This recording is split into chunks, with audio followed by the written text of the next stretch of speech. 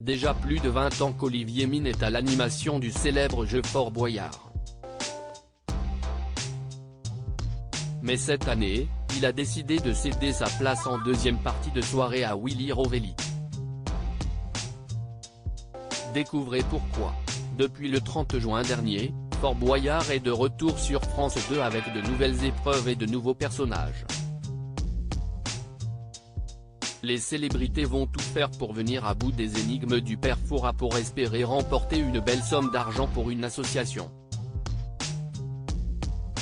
Ce week-end, l'équipe de Nathalie Péchala a remporté la somme de 12 218 € au profit de Premier de Cordée.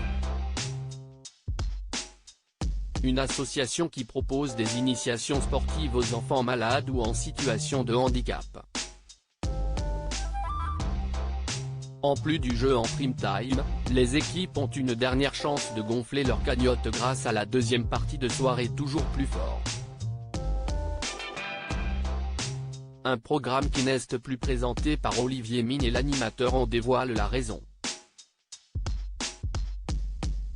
Fort Boyard est très éprouvant, explique Olivier Mine. Le tournage d'une émission finit généralement en début de soirée.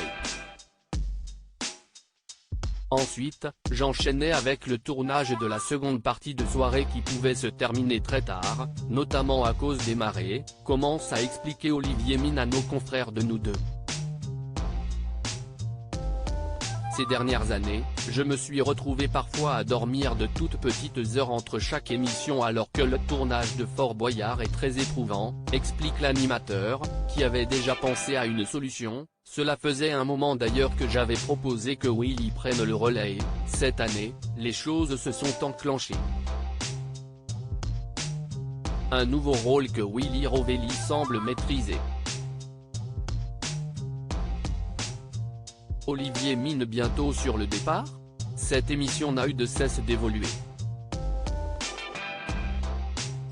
Certes, la structure reste la même avec les clés, les indices et les personnages mythiques.